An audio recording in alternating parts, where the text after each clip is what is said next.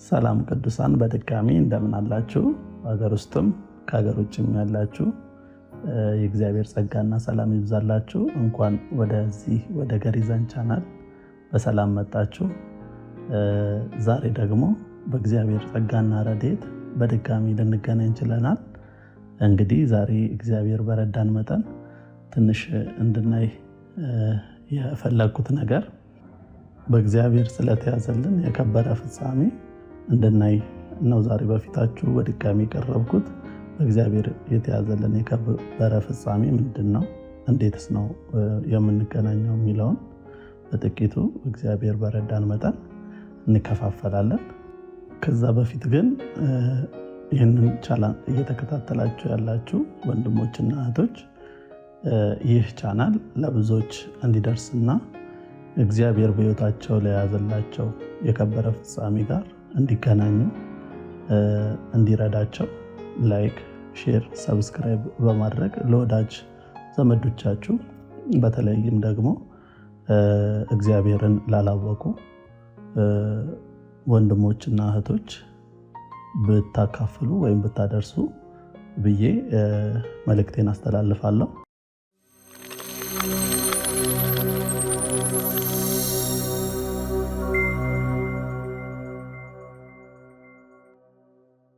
እግዚአብሔር ለእኛ ለልጆቹ ምን አይነት የከበረ ፍጻሜ ይዞልናል የሚለውን ስንመለከት በመጀመሪያ እግዚአብሔር በሕይወታችን የያዘልን ትልቁ እና የከበረው ፍጻሜ ያው ልጁ ኢየሱስ ክርስቶስን ወደ መምሰል ፍጹም ሙላት እንድንደርስ ነው። እግዚአብሔር እኛን ለሌላ ለምንም ነገር አልፈለገንም። እግዚአብሔር ፍቅር ነው። የፈለገን ደግሞ ለዛ የፍቅር ግንኙነት ነው። እግዚአብሔር ሰውን ይወዳል። ስለዛም ደግሞ አንድያ ልጁን ጌታ ኢየሱስ ክርስቶስን ለሰው ልጆች ሰጥቷል። ያም ደግሞ የሰጠበት ምክንያት ሰውና እግዚአብሔር በፊተኛው አዳም ምክንያት በመውደቁ ከእግዚአብሔር የጎደለው ክብር እና ህብረት ፈርሶ ስለነበረ፣ ነገር ግን እግዚአብሔር ለዛ ስላልፈጠረው እግዚአብሔር ሊያዘለት የቀደመ ሐሳቡ የመብዛት እና የመግዛት ሐሳቡ ብቁ እንዲያደርገው ለዛ አንድያ ልጁን ሳይሳሳ ለሰው ልጆች ሁሉ ሰጥቷል ማለት ነው። ስለዚህ የእግዚአብሔር የያዘልንን የከበረ ፍጻሜ ለመገናኘት መጀመሪያ የሚያስፈልገን እግዚአብሔር የሰጠንን በነፃ እንዲሁ የሰጠንን በረከት በእምነት መቀበል ነው። እርሱን እስካልተቀበልን ድረስ በሕይወታችን መባዘን፣ መፈለግ፣ መንከራተት ይሆናል ማለት ነው እንጂ ሰላም፣ ደስታ እና በእግዚአብሔር የተያዘልንን ፉልፊልመንት በውስጣችን ያለውን ሙላት ወይም ሙሉነት በሕይወታችን አናየውም ማለት ነው። በተለያዩ ነገሮች ስኬት በሚመስሉ ልንከበብ እንችላለን። ነገር ግን ሙሉ የሆነውን በእግዚአብሔር የተያዘልንን ማንነት ግን አንገናኘው። በዛ ደግሞ በውስጣችን ባዶነት፣ ብቸኝነት፣ ሰላም ማጣት የመሳሰሉ ነገሮች ሊከሰቱብን ይችላሉ። ያ የሚሆነው እግዚአብሔር ከያዘልን ዓላማ ጋር ካለመገናኘታችን የተነሳ ነው። እግዚአብሔር ሁሉንም ነገር በልጁ በኢየሱስ ክርስቶስ በኩል ለእኛ ሰጥቶናል። ያለ ክርስቶስ ኢየሱስ ምንም አይነት መልካም እና በጎ የሆነ ነገር በሕይወታችን ሊመጣ አይችልም። ሁለት ነገሮች በሕይወታችን ላይ በዚህ ምድር እስካለን ድረስ እውነታ ሆነው አሉ። እነርሱ ምንድናቸው? አንዱ ብርሃን ነው፣ አንዱ ጨለማ ነው። ከነዚህ ከሁለቱ ውጪ ኢንቢትዊን የሚባል ነገር የለም። ስለዚህ በዚህ ምድር ላይ ስንመላለስ ወይ በብርሃን ስር እንሆናለን ወይ ደግሞ በጨለማ ስር እንሆናለን። በዚሁ አጋጣሚ ሁለት ነገሮችን ለማንሳት ፍቀዱልኝ። በእግዚአብሔር ቃል ስናይ ያው እንደ ቻናሉም ስም ካያችሁ ገሪዛን ይላል። እግዚአብሔር ለሙሴ የሰጠው የበረከት ቃሎች የሚነገሩበት ተራራ ነው። ጌባል ደግሞ ይባላል፣ የእርግማን ተራራ ማለት ነው። እነዚህ ሁለት ተራራዎች ፊተኛውን አዳምና ኋለኛውን አዳም የሚያሳዩ ናቸው። ኋለኛው አዳም ጌታችንና መድኃኒታችን ኢየሱስ ክርስቶስ ሲሆን በገሪዛን ተራራ ላይ የተነገሩ ሁሉ በረከቶች በእርሱ ጥላ ስር ስንሆን ተጠቃሚ የምንሆናቸው ናቸው። ወይም ደግሞ መልካም ፍጻሜያችንን ማግኘት የምንችለው በእርሱ ስር ስንሆን ብቻ ነው። ለዚህ ነው የእግዚአብሔር ቃል ደግሞ ሲናገር በዮሐንስ ወንጌል ላይ ምዕራፍ 3 ላይ ከ14 ጀምሮ እንደዚህ ይላል። አብረን እናንብበው።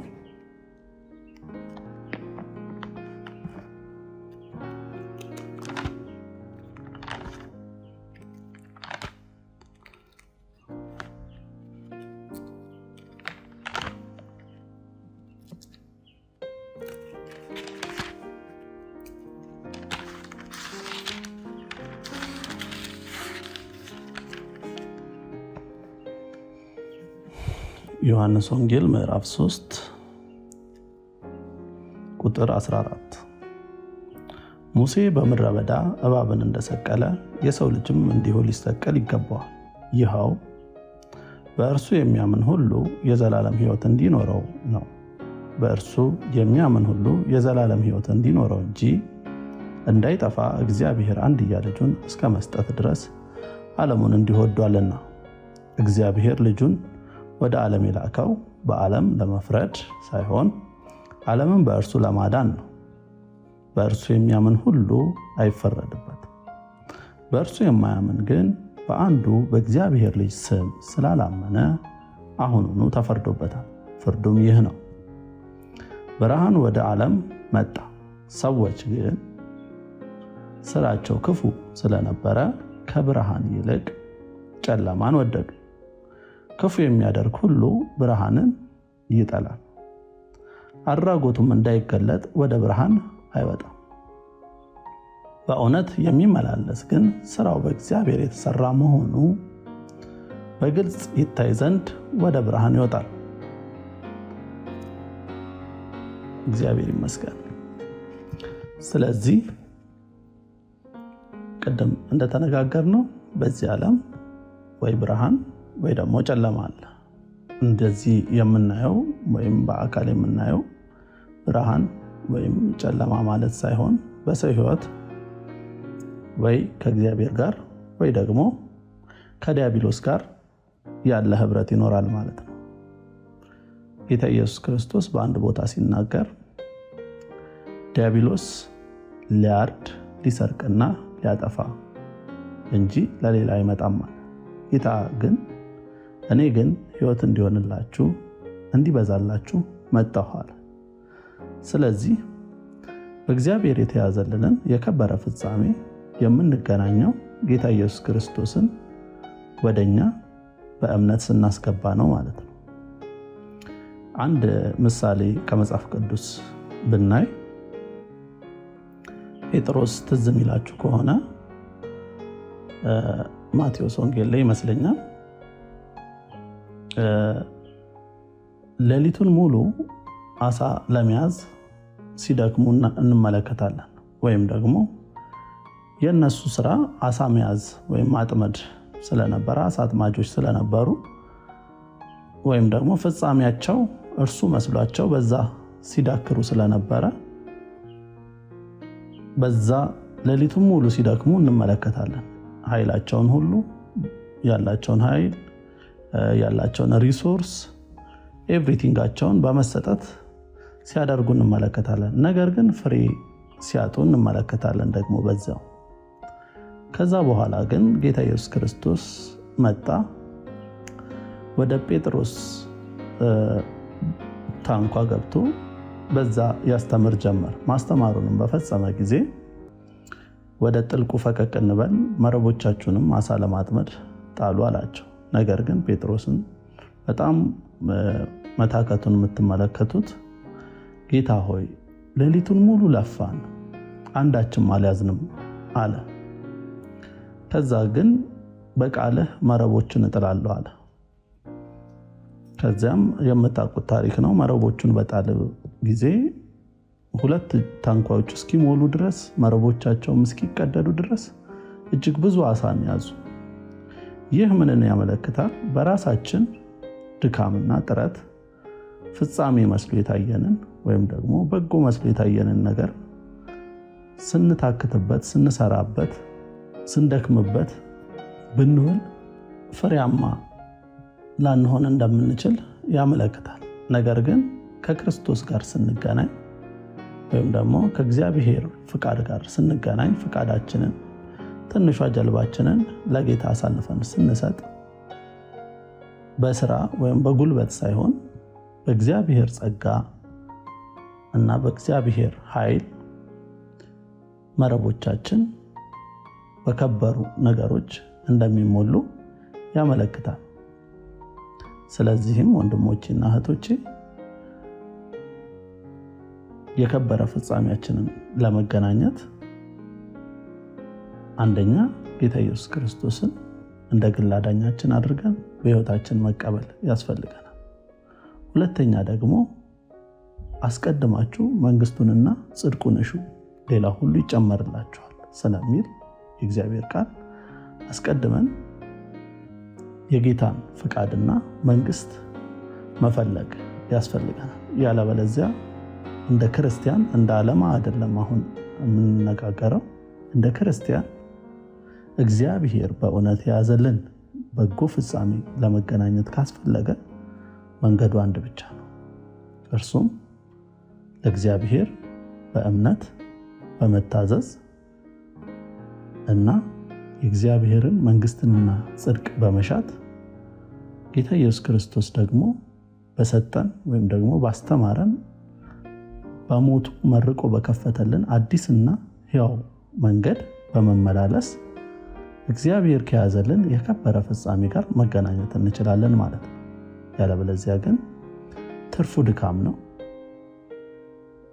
ብሎም ደግሞ ከቀጠለ ከጌታ መንገድ ፈቀቅ ብለን እንወጣለን ማለት ነው። ያ ደግሞ ለሕይወታችን ታላቅ ኪሳራ ይሆናል። በጌታም ፊት ደግሞ የሚያስጠይቀን ሊሆን ይችላል። ስለዚህ ወንድሞች ሆይ በጌታ እና በኃይሉ ችሎት የበረታችሁ እንድትሆኑ በጌታ በኢየሱስ ስም አሳስባችኋለሁ። ስላዳመጣችሁኝ አመሰግናለሁ። በቀጣይ ደግሞ እግዚአብሔር በረዳን መጠን እንደዚሁ በእግዚአብሔር ቃል ያሉ እውነታዎችን ለበረከቶቻችን የሚጠቅሙ ወይም ደግሞ ለፍጻሜያችን የሚረዱንን በጎ የሆኑ የእግዚአብሔርን ሐሳቦች እንከፋፈላለን። አመሰግናለሁ።